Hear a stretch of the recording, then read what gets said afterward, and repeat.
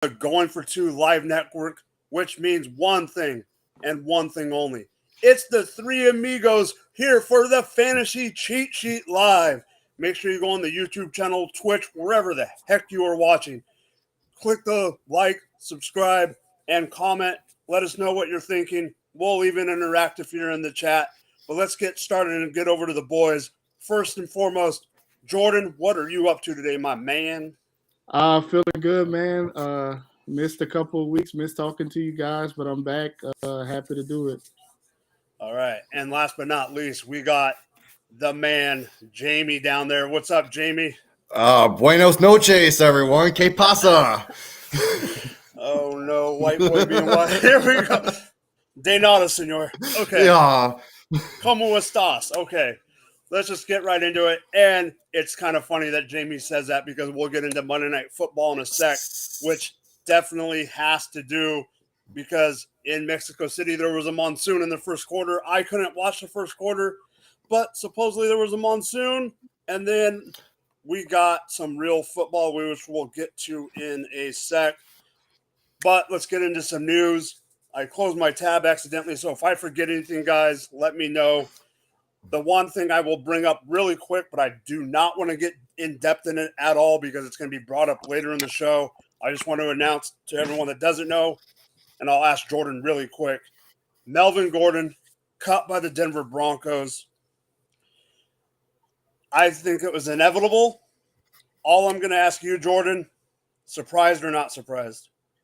Honestly, I was kind of surprised, especially with Chase Edmonds going on IR after that. I thought that they would keep him at least to I mean, Latavius Murray is getting up there in age. Yeah, and we'll get into that in a second.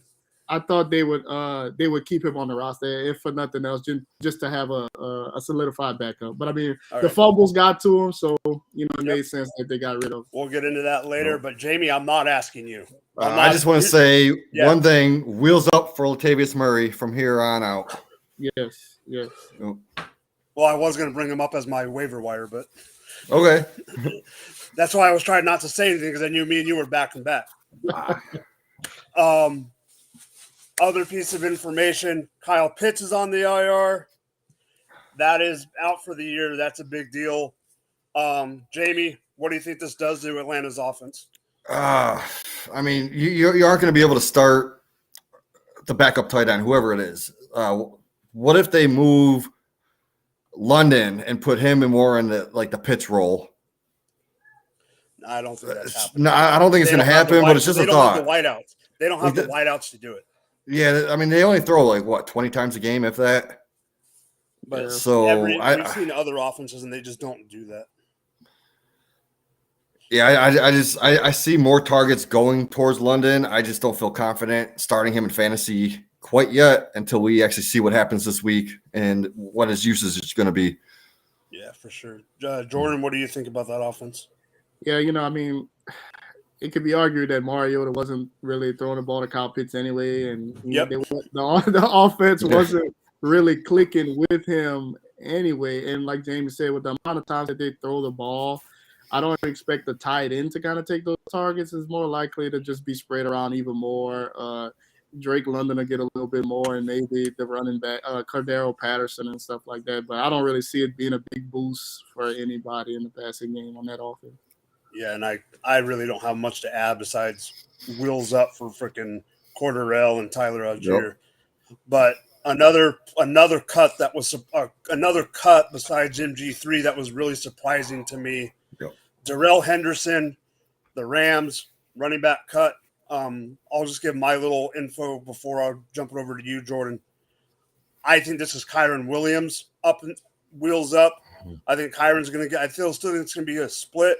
But I think they're going to try to see if Kyron is the deal going into next year, since we can all agree that at their record right now, they're toast. Jordan, go ahead. Yeah, I agree. Obviously, Kyron is the rookie, so they're going to see what they have. They were trying to trade Akers most likely. They're going to try to get rid of him this offseason, I would expect. So they're going to try to see what they have with the younger guy.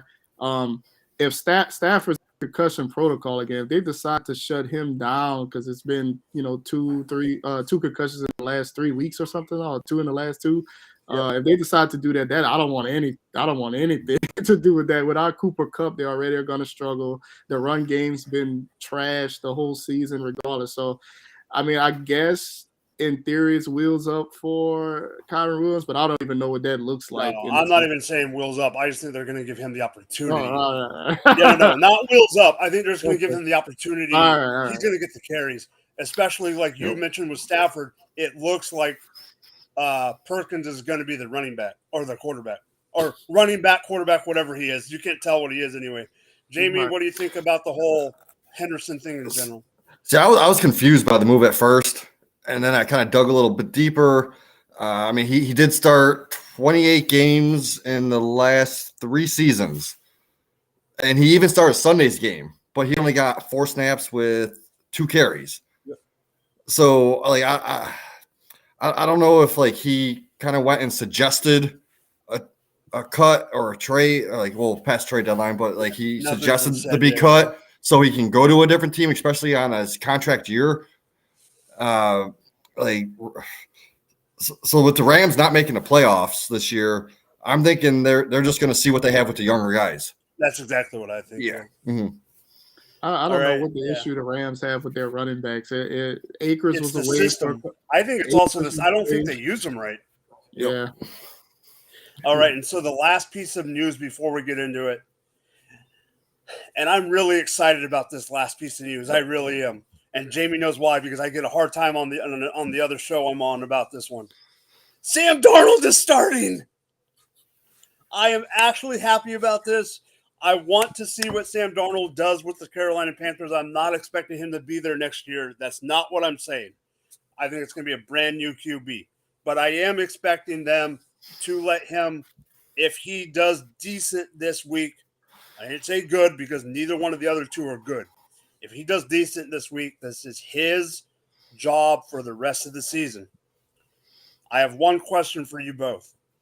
Give me what you think about that, but I also want a quick sight because this is what I think about this trade more, or this deal more than anything.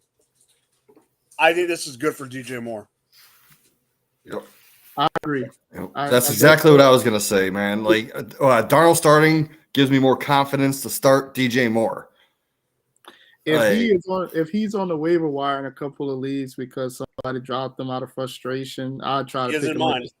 Yeah, just to see, with Darnold, because I mean, last year he produced in those games when Darnold was the quarterback, so it couldn't be much worse than what he's been with Baker. So I give him another chance. Oh, yeah, for sure. Yeah. Like, I'm pretty sure DJ Moore averaged at least 12 to 13 points a game when Darnold starts.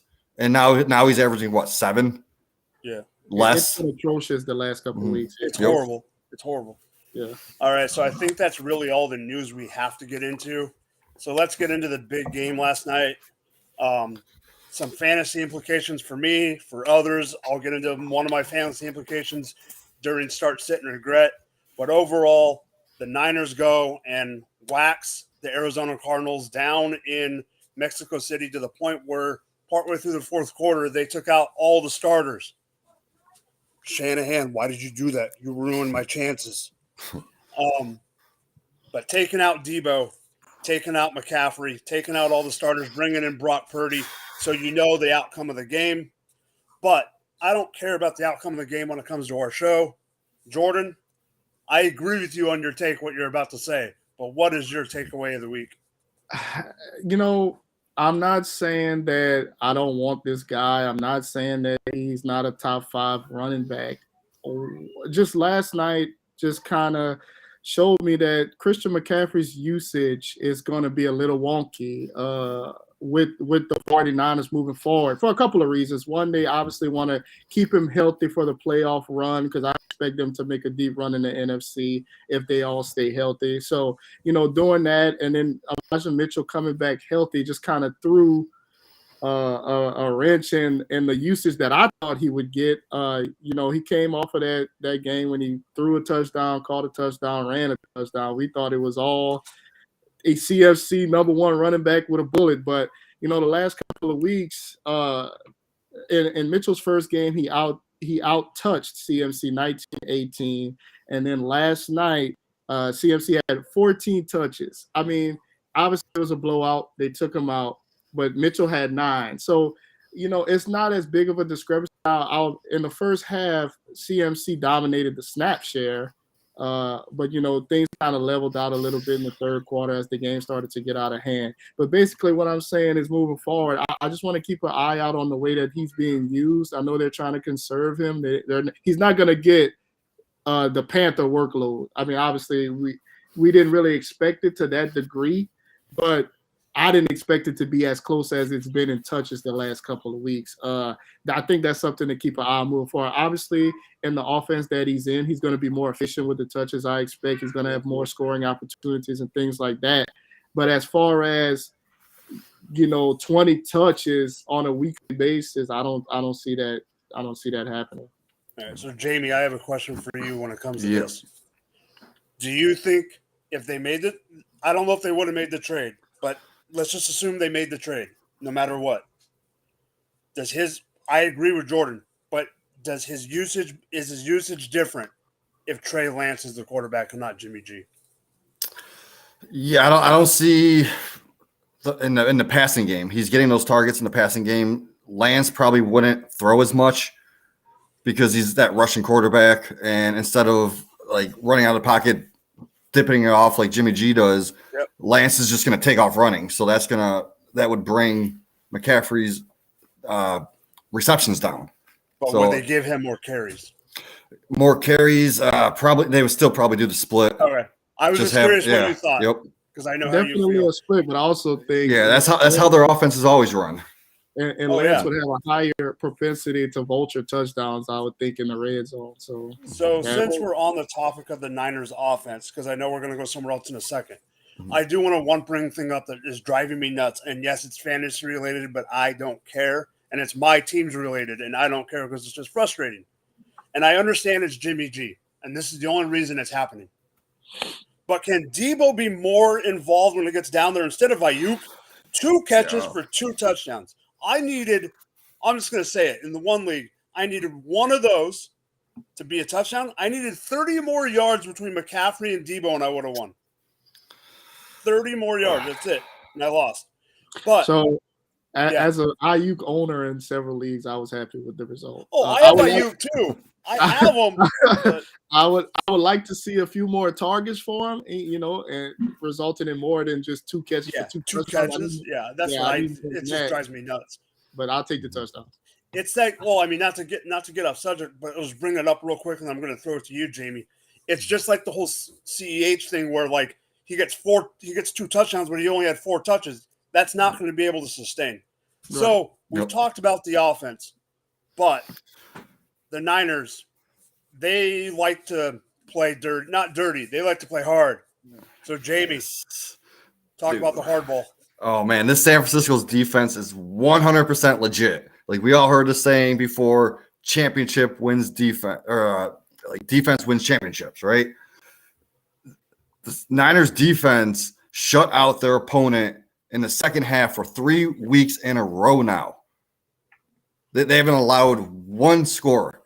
So, but in that time, they've also only given up 39 points total to their opponents. Like specifically in the second half, though, like their opponents are having a hard time moving that ball. Since week 8, teams have run 75 plays and only ran for 239 yards in the second half. Yep. That's insane to me. Like if this keeps it up, teams are this is gonna be the norm for them. Teams aren't gonna be able to score on them in the second half, especially with this offense now being able to put up points with McCaffrey, Debo, Ayuk. Do you have game by game or just total? No, I just went by the total. Okay. No, that's fine. I was going to ask you something specific, but don't. So it was 76 second half plays, only 200. So that it averages out to 3.1 yards per play in the second half against them. Yeah. That was the last 3 weeks. The last 3 weeks. So like if they keep this up, man, like they're just going to win every single game. Yep. So with this defense and now with the weapons on offense, like they're going to be a force to reckon with in the division and like the whole league too. Yeah, I agree. Yeah. Go ahead, the Jordan. one pushback I guess you could say I'd have on that the last 3 weeks is that they played the Rams, who we just talked about sucks on offense, and the Cardinals with Colt McCoy. So those two, they did also in that span do that against the Chargers. So that's definitely a legitimate offense. But yeah, I agree with you. Overall, I think the defense is catching its stride, and like the NFC is wide open. We're going to talk a little bit about that later on. It's wide open. I don't see why the 49ers couldn't be a representative in the Super Bowl. No, I think they're in the hunt. The thing I was going to bring up, I love that defense. In my IDP leagues, I have Bosa, I got Warner, I got Hafunga, I got them all. The reason I was asking you I didn't realize you went back 3 games. The reason I was asking, the 4th game back was against the Chiefs. And I was just curious what they did. I don't remember what they did against us. No, I didn't look that far back. No, but I don't remember what it was in the second half. I really don't. That's why I was just asking. But I will say this. I think their pressure is good. Their pressure on the quarterback. Yeah, like the Rams. I agree with you, Jordan. The Rams are having a down year, whatever. But if they can sustain, they were getting pressure against Mahomes at the beginning of the game. If they can sustain pressure, I think that's going to help them out and give them those coverage sacks and give them that stuff. Yeah, so, with the injuries they've had in the secondary, they need that pass rush to keep it going. Yeah, because the more time they're going to get picked apart, I think. They have too many injuries in the secondary. All right, so this is not, Jamie, this is not my rant of the week. But, Jamie, I know you watched this last night. Yep. With me. So you're going to know where I'm going on this one. Jordan, you also know that when two people like to talk about one team, I try to mix it up to even it out. And I am going to even it out. But I couldn't find something nice to say about the Cardinals. Here's the problem. And this is not about last night's game either. They have nice jerseys. But this is about last night's game, but this is about like more than last night. You know what they need to do? They need to back that dump truck and throw entire organization in there. Cliff Kingsbury, the GM, they all need to go. They need to keep Kyler Murray. They need to keep DeAndre Hopkins. They need to keep J.J. Watt, Buda Baker, and put them in a room and say, what do you guys want? Because I think that Kyler Murray Kingsbury is a bigger deal than we thought. Like, we were talking last night, and Gator J was on the broadcast with me, and he brought it up. He's the one that brought this up. And then I piggybacked off it. So here's my point. We all have said it. Jordan, you're a Packer fan. Have you guys had a number 2 wide receiver the last 3 years? You've only had Devontae, right? Right. I mean, yeah. But my point is, while you've had Devontae, yes, you had Aaron Rodgers, but you guys schemed to get him the ball over and over and over, right? Mm-hmm. Why are they not doing that with DeAndre Hopkins? It's Kingsbury trying to freaking show that he knows what he's doing and be too cute. I think that might be part of it. But here's a question I want to pose to you guys. You mentioned Kyler Murray being in the room with the rest of those guys. Are we sure that Kyler Murray's teammates like him? Because I'm not sure. No, I agree. Sure. I'm not sure. No, I agree. The only reason I say he's in that room because his pocketbook says so. Yeah. Right. Okay. If it wasn't for that contract, I would. Let's just say this: if we're in the same boat as like the Lamar situation right now, I would be like, I'm telling Baltimore that you have to sign Lamar, right? And we've all been saying that. I would not say that about Kyler, but they've already paid him. Right. So you make Arizona made the bed they have to lay in now. And someone's going to be the scapegoat eventually. And to me, Kingsbury's not fit for the NFL. I do think Kingsbury needs to go to college. Connor is having an okay season, but he's been dinged up. They were idiots for getting rid of Eno Benjamin. I'm sorry. I'm going to say it. Yes, they have Keontae Ingram. Yeah, you get dinged up. You have Hollywood get hurt and all that. But there's just something in the water out there in Arizona that's not sitting well with everything going on. Jamie, I can see your brain stewing. I know you kind of agree, but what do you got? No, I totally agree. But I'll put Rondale Moore in that situation too. Oh, yeah. I was just naming the big boys. They do game plan a lot of snaps for him. And I think with him going out early, it kind of screwed them up. Yeah, it really put a damper on that. And I don't know. I don't know what to say besides that. All right. Jordan, what do you got? You got anything more to add before we get into you? Yeah, Rondale Moore definitely killed a couple people's fantasy nights, but obviously I hope he gets well. I hope the injury isn't serious, but yeah, that was tough to see. Yep. All right, so it's getting to the end of the year. You got those matchups you need to win. I already see somebody shaking his head, and I'm going to be shaking my head in a minute. Jordan, take it away. I had a matchup that I really needed to win. 2-quarterback league. So it was between Kirk Cousins and Aaron Rodgers that I had to choose from. Rodgers was playing on Thursday night, so I'm always kind of weary of Thursday night guys. I don't like to play them if I don't have to. Kirk Cousins was coming off of a decent game against Buffalo, but I was like, he's playing Dallas. It's going to be a shootout. At the very least, he'll give me some garbage time points if they're getting blown out. Didn't happen. They scored 3 points. 3. And he scored 2 fantasy points. So instead of playing Rodgers, who scored 23, he gave me 2. I lost by 15. So I would have won by 8 points had I played Rodgers, as I had to watch Kirk Cousins stink up the joint and get smacked around by the Cowboys. Foolish of me. Obviously, I saw what Rodgers did on Thursday night, so then I had to kind of be like, oh, Kirk could give me at least 20. I thought I was wrong. So, I hate this. I kind of hate this this segment because I got to relive my pain, but it's kind of good to talk through every once in a while. What you got, Jamie? What happened? I was just going off you. Like, I would have made that same move because I don't like playing quarterbacks on Thursday nights either. Right. We all agree on that. And I did start Kirk Cousins over Marcus Mariota in one league, and I lost, but that's a whole nother story. Even though I had a bold take about Mariota being a top 10 this week, he ended up being 14. You didn't start him? And I didn't start him. But because I had Kirk Cousins, I thought Kirk Cousins was right. like you. Yeah. So, but anyway, my start sit regret.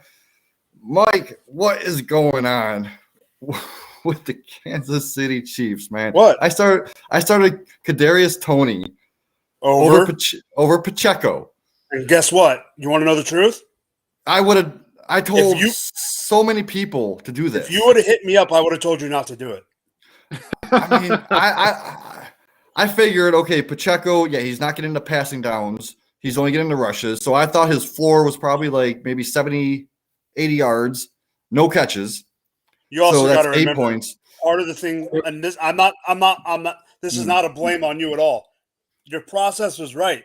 CEH getting hurt and Toney getting hurt. Remember, Toney got hurt and CEH hurt his knee. So you had both. You had Toney's points go down because he got hurt, and you had Pacheco's points go up because CEH got hurt.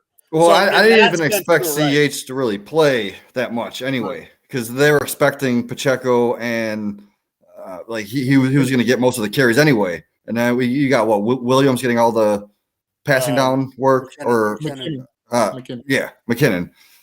He was getting all the passes, so I was like, okay, so I could either expect 7 points from Pacheco, or what if Toney gets 7 catches? That's plus his yards and maybe a touchdown. So I thought like the ceiling was a little bit higher on Toney.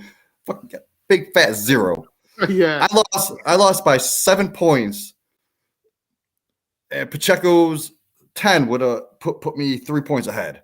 Yeah. And so this is a dynasty league. It put me from second place with the bye week all the way down to 4th place now, which I'm still safe because I'm 2 games ahead of 6th. But if I would have won this game, I would have just expected to get the bye week. Okay. You think that's bad, Jamie? Oh no! I went from second to fifth. Oh, Okay. how did this happen? Because you ready for it? You ready? Yep. This is the start. This is the regret of the week. This is the league, Jamie, that I bought Deshaun in. So my quarterback situation all right. is. Yep. So you know what league I'm talking You're a little bit fixed. Yep. I'm a little thin, and it's a 1 QB, whatever. So my tight end, my quarterbacks before Deshaun comes back are Stafford and Heineke. Yep. Who would you play? I would have played Heineke. I did. Yeah, that's. Okay, so here's the problem. I did play Heineke. 6.84 points. Yeah, I know. I played him in a lot of leagues too. Okay. No, but Stafford 14.76. Okay, so neither one did great. you lost by 7. You ready for the No, you ready to get your calculators out? Oh man. 140. Okay, opponent 141.34. Okay, Me 138.69. Oh. less than 3 points. Oh Okay. no. No, that's not it, Jamie. This league has the median. The median was 139.95. I lost to the median by less.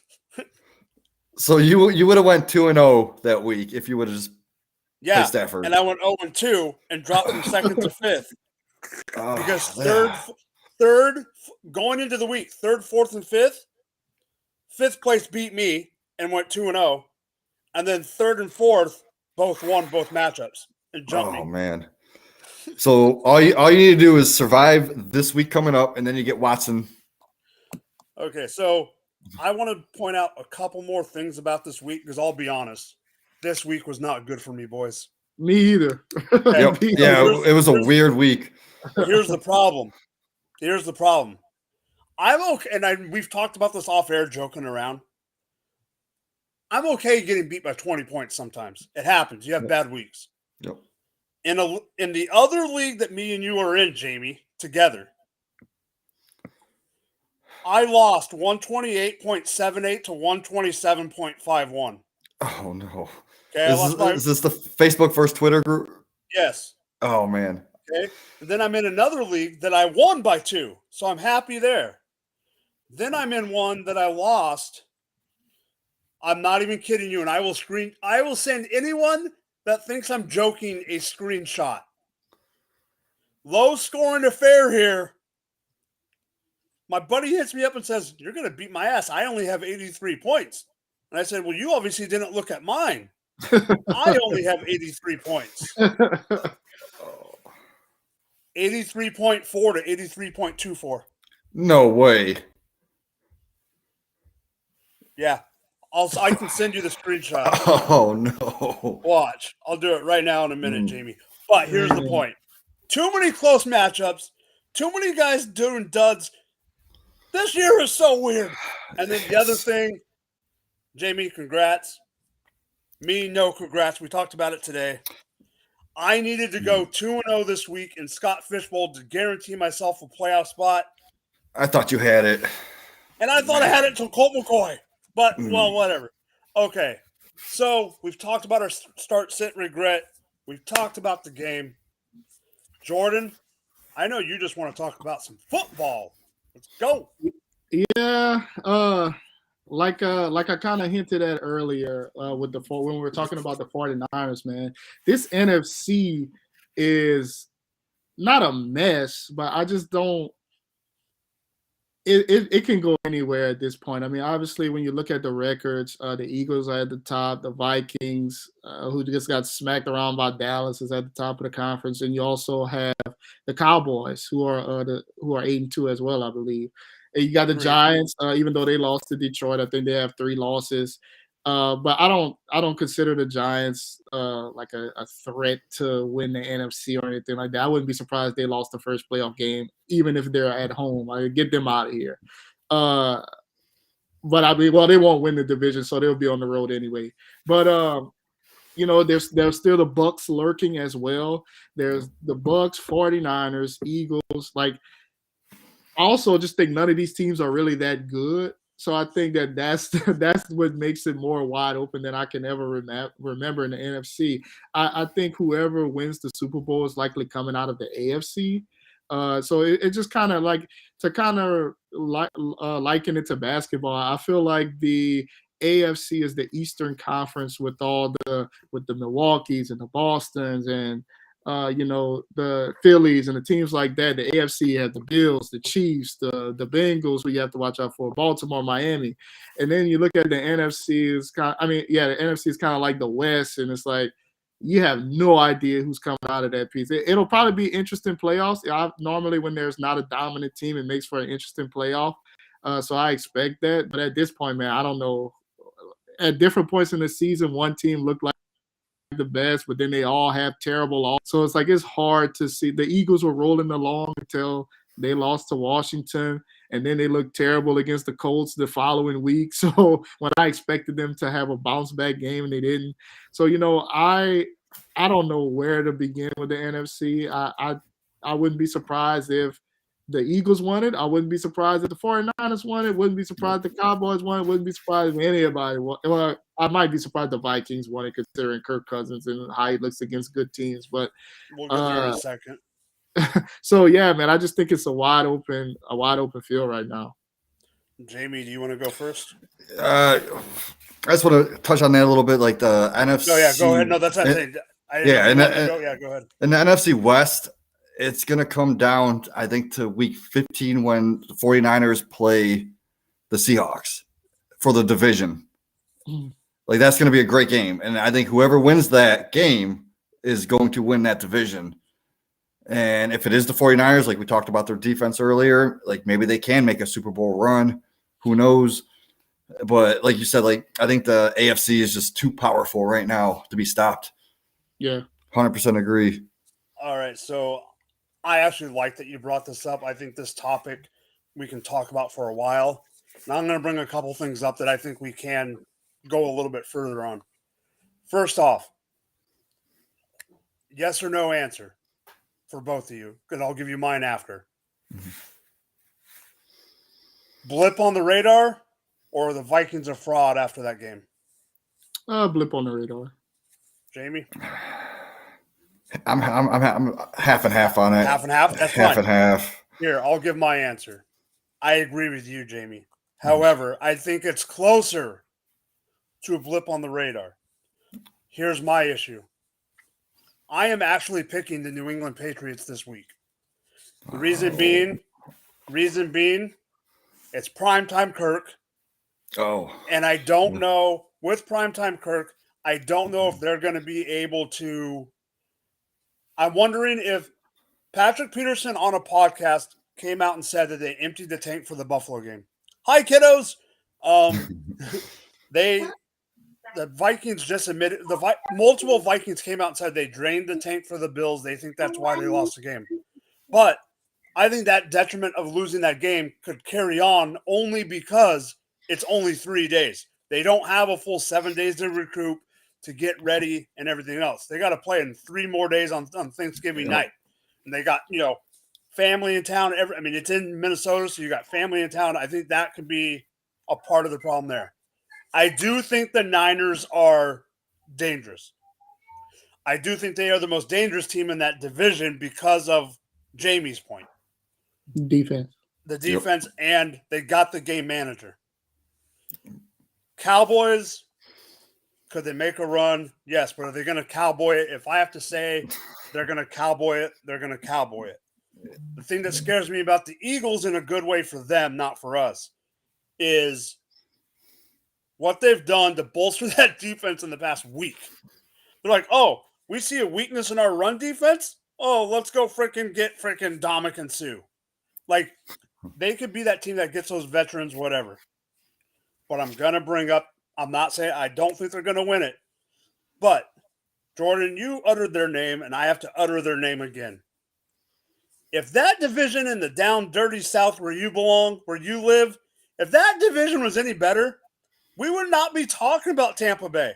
But because that division sucky, and we know Tampa's probably going to be the team to get in, all Tom Brady needs is a ticket to the dance. He's going to go get the hottest chick. And in this sense, could he get the Lombardi? That's what I'm afraid of. I'm afraid that they're going to get in and just make a run off the back of Tom Brady.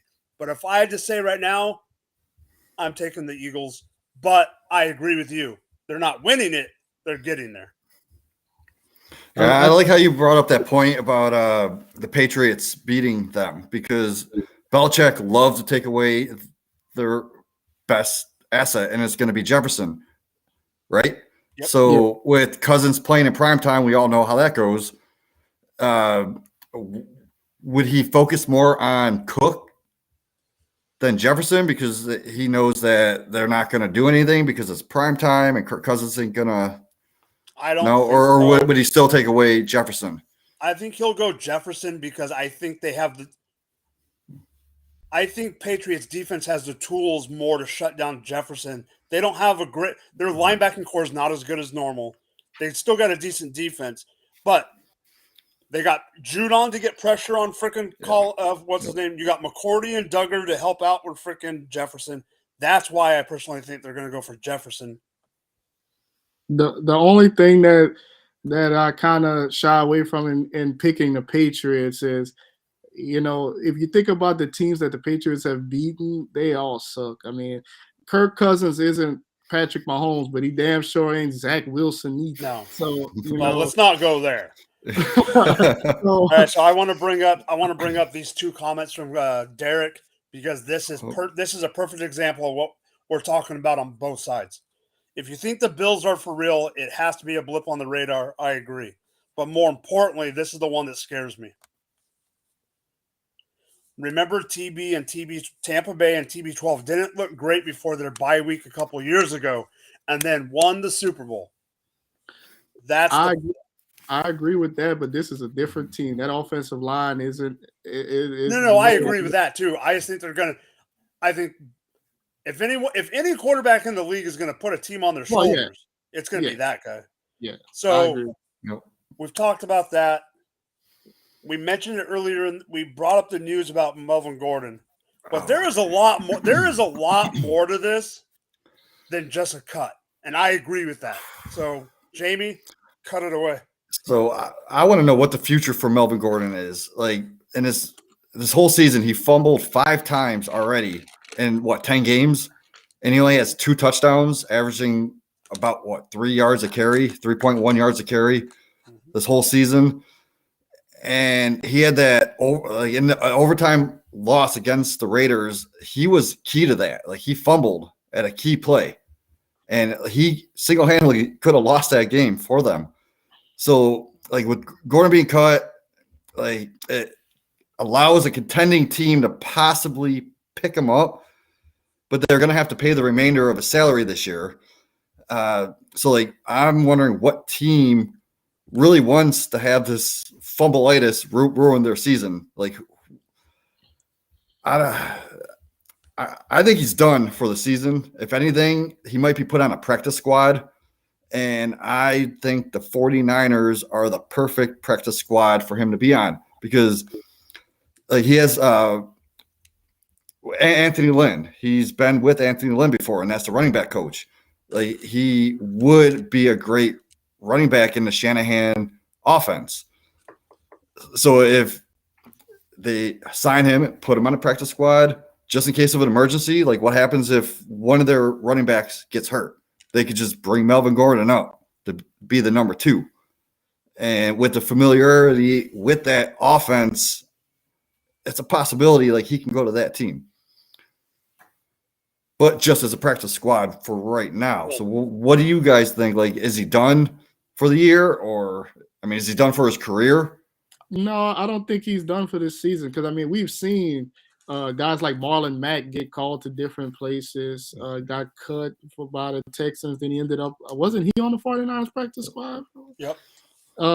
So I running backs get hurt every week. It seems somebody's gonna pick him up and feel like we're not using him as our bell cow, so maybe we don't have to worry about the fumble issues as much, or maybe our running back coach can stop the fumble issues or something like that. They're always going to take a chance on somebody that's accomplished like he is. So I don't think he's done. I think he'll probably be on the team real soon. What team do you think you'll be Now the best fit on? Best fit. Yeah. That's tough to say. I can't think of who that would be off the top of my head, but like teams like the Chiefs always take chances on guys, or what if he ended up on a playoff team that's not that like deep? the 49ers, Right? Because of like Anthony Lynn and the Shanahan system, like he could fit in there. Like the Eagles picked him up or something like that. Like he's gonna end up somewhere. I just don't know. I'll bring that up, Derek. I'll bring that up in a second. Yeah. So what I think about Melvin Gordon is I don't think he's going. I think he'll be on a team, but I don't think he's going to do much. I'm going to throw a team out there. If they make a playoff push, they're trying to make a playoff push. They got a really good, really, really, really good young starting running back, but they don't have much behind them. And that's the Seattle Seahawks. They got Ken Walker, but they don't have much behind him. Smart. Could they use him?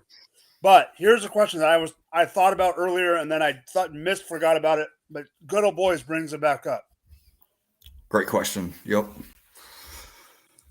Darrell Henderson or Melvin Gordon, which is a better pickup for an NFL team? And in my opinion, right now, it's Darrell Henderson. I totally agree. He's younger. He's been more efficient. He's hungrier. Like he needs that contract. Yeah, I agree. I think it's Henderson at this point. This is kind of a joke, but kind of not a joke. You know who likes picking up old running backs and seeing if they work for 2 weeks and then getting rid of them? Who's that? One of the biggest running teams in the league. The Baltimore Ravens. Uh-huh. Yeah, that's I'm true. just saying, like, I'm not saying it's a perfect fit.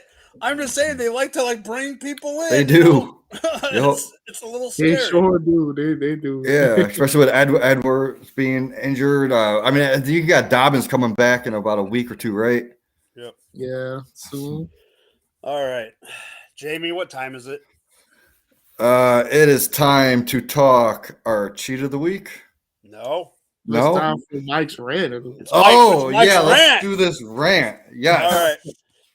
Okay, so here we go. I don't think anyone would guess this one, but I love it because it's not, the last rant was not about the Chiefs, and this one's not either, Jordan.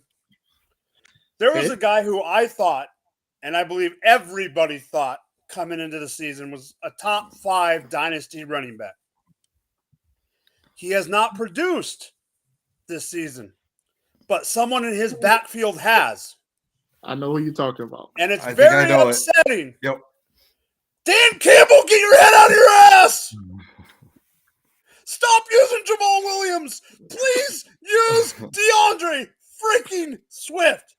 I get so mad because DeAndre Swift, in my opinion, should be a Kansas City Chief. However, DeAndre Swift needs to be used more. I understand that he was injured part of the year, a few weeks out, and Jamal got ramped up because of it or whatever. But here we go. Because Jamie also knows I can't do a rant without a freaking paper of stats.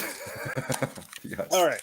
So I'm just going back to week 8 when Swift came back from the injury. So it's a good sample size. It's 4 weeks. Yep. That shows what they're working up to be. Okay? Swift, in week 8, 55% of the snaps with a 33 snap count. But he only had 10 freaking touches. 29 total yards and 1 touchdown. Okay, whatever. Blah, blah, blah. That same week, Jamal Williams, who I even have on our team, so I like him, but that's not the point here. 37% snap share. He only had 22 snaps. But he had 13 touches. So he had 11 less touches or 11 less snaps, but he had 3 more touches and about 80 more yards. Week 9, 16% snap share for Swift. 10. Was it? I thought it was 13. According to Football Guys, it's 16. Okay. 10, but he only had 2 carries and 3 receptions. But in that same week, Jamal had 61% snap share, 38 snaps, or no, yes, 24 carries for 81 yards. That was the week that Jamal just got all the carries. Yep. But then we go to week 10, 19 carries for Swift, 7 touches, 12 yards, 1 tutty. In week 11, he had 21 snaps, 8 touches in this last week. But this is the thing. Jamal's goes up 61% in week 9, 40% in week 10, but he has 16 carries for 59 and a touchdown. And then we know what happened this week. 32 carries or 32 snaps, 17 carries for 64 yards and 3 touchdowns. Good old boy says that Jamal Williams is James Conner from last year. I'm not disagreeing with you, Derek. What just drives me nuts is when you have that kind of a talent, you're not using him correctly, in my opinion. They get rid of Hawk. I thought he was going to have more touches because of Hawk being out. That hasn't been the case. What drives me nuts in general is as soon as the Lions get into the 15-yard line, I know what's coming. I just go, all right, Swift is out. Jamal's coming in. I wish they would use him more. It just drives me nuts when teams don't use their talent right. And I don't think they're using their talent right, in my opinion. This team has won 3 games in a row. But if they don't, I think they're doing more harm. And this is part fantasy than anything. But I really believe that they are going to ruin him dynasty value-wise if Dan Campbell doesn't do something different. 100% agree. Like in Dynasty, I had him as my number 2 running back. Now I have to move him way down. Like he's still in the top 10, but Jamal Williams is ruining it. Like right now, he is number 1 running back in red zone touches. Yeah. Also, the number 1 running back in total touchdowns. You're giving him all that work, all the work. You're not letting Swift get any of those. Do we see that changing by the end of this season? Because I don't think they're going to have much to play for. No, because it takes Swift. And that's what ticks me off. Like it seems like to me, like Swift is made of paper mache. He can't get healthy. Like he needs weeks off just to get 100%, and then he goes in and he goes back down to 50%. To your question, Jordan, when you have a top guy, you want to play him at the end of the year when you're trying to get to the chip, trying to win the chip. Yep. I'm still going to play him, but it's not going to help me any. Like, I have to play him just in case because I put the value in him, like in Dynasty when you go and trade picks for him and this and that. But the Motor City, they sucked the freaking gas out of him. They made it into a freaking Tesla that hasn't been charged. He's the one player, it seems like in fantasy, where a full practice means nothing. Yeah. Like normally when a guy practices in full, you're like, okay, he's going to get a workload that we expect and that we could count on. With him, you still have no clue, even if he practices in full, what is going to become Sunday. Because Dan Campbell will lie, and then Jamal Williams hits with 3 touchdowns. So it's been frustrating, but I'm not gonna lie to you. If somebody wanted to give him to me, even in redraft, I'd buy him low. Oh, I'd take him. But here's the other thing I want to bring up. Did either one of you watch Hard Knocks this summer? No, did not. Okay, so Jordan, you'll understand where I'm coming from. I'm not sitting there saying it's just because of this at all. That's not what I'm saying. But in every episode, not every episode, because sometimes they talked about defense and this and that. Yeah. It really seemed like this was his year. Deuce Staley, the running backs coach for the Lions, absolutely loved Jamal Williams. And there was one episode where Swift was coming off the field after messing up in a preseason game, and he pretty much told him, "Go sit down. You don't know what you're doing," without saying it. I remember that. That. Like and then they had Jamal break down the team a lot of the time.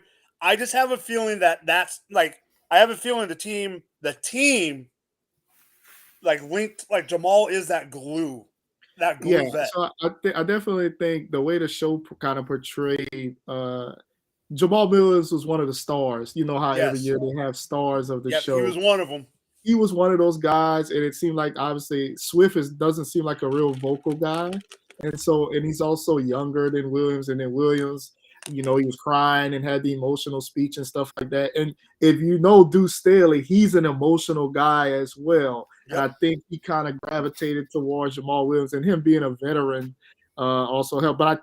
But when Staley would talk about Swift, he knew how talented he was. He knows, yeah.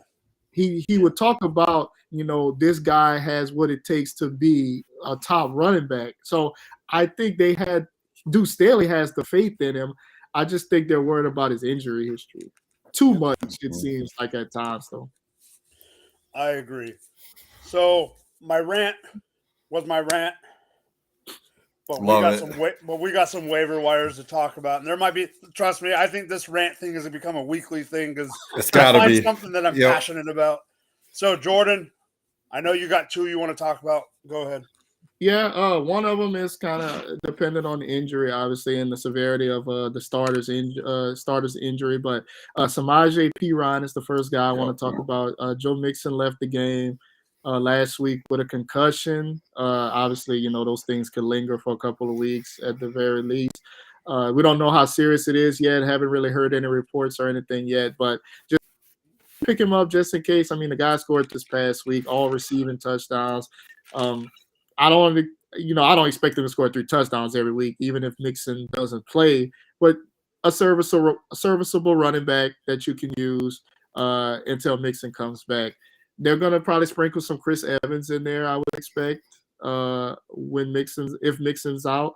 But Perine should get majority of the work, and he could be productive in a good Bengals offense, regardless if Jamar Chase comes back as well. The other guy I want to talk about is somebody who kind of shined last night due to Rondale Moore's injury, which is Greg Dortch.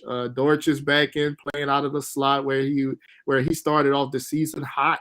He played well last night as well, filling in even with Colt McCoy as the quarterback. He's only owned at 29%. I know after the first couple of weeks, everybody pretty much dropped him, but depending on growing injuries kind of linger for guys. So Moore might miss a couple of weeks. So in the meantime, pick up Dortch. Even with Hollywood coming back, Hollywood and Hopkins are going to be on the outside. So Dortch is going to be eating out of the slot. They throw it to the slot a lot. He's been productive out of the slot. Pick him up. Yeah, I like both those calls, 100%. Like Dortch was one of my main pickups in the beginning of the season, like you said, when he did go off. I want to go off that. I ended up dropping Samaje Perine this week in a redraft league because I needed second flex. Mm-hmm. And I picked up this one guy that I'm about to talk about. His name's Demarcus Robinson. All right. So I picked him up. I put him in my second flex. I was happy with it. He was a top 5 receiver this week. But in the past 3 weeks, since Bateman got injured, he's shown us that he is the number 1 receiver in that offense right now over Devin Duvernay. Jamie, that's what I wanted to bring up real quick. Yeah. I think people, even people me and closely, were wrong about Duvernay. I'm glad you brought that up. Yep. I was wrong about Duvernay. So anyway, this guy, he caught 9 of his 9 targets? Yes, I think it was. I think it was 9 of his 9 targets for 128 yards, and he ended up being a top 5 receiver this week. And in the past 3 weeks since Bateman went out, he's averaging about 7 targets a game. So, I remember us all wondering when Bateman went out, who's going to get the work? Who's going to see the targets? Some of us thought Duvernay was going to be the guy. Some of us thought Likely would get more involved. Then there was Prochet. I didn't have any faith in him, but some people thought it might have been Prochet. But it ended up being a big surprise. Demarcus Robinson, the veteran, came out of nowhere. And right now, he is going to be in consideration as at least a flex play going forward. especially in Week 12 against that great matchup with the Jaguars. Like Baltimore, going forward, has the 4th easiest remaining schedule for wide receivers heading into the fantasy playoffs. So why can't he be a consideration for a flex or a second flex at least? This is the Ravens' new wide receiver 1. We've seen it the past 3 weeks. It's going to happen. I know they only pass about 25 to 30 times a game on average, but he's seeing 7 to 8 targets a game. You have to throw him in your flex, especially not this week, but going into next week with bye weeks coming up. Yeah, I agree 100% on that call, man. We've seen the number one wide receiver, not Mark Andrews, not number one pass catcher, but number one receiver for Lamar Jackson has been productive on a regular basis. It was Hollywood, then Bateman for the Bateman got a couple. Yeah, Bateman for the first couple of weeks, and Demarcus Robinson.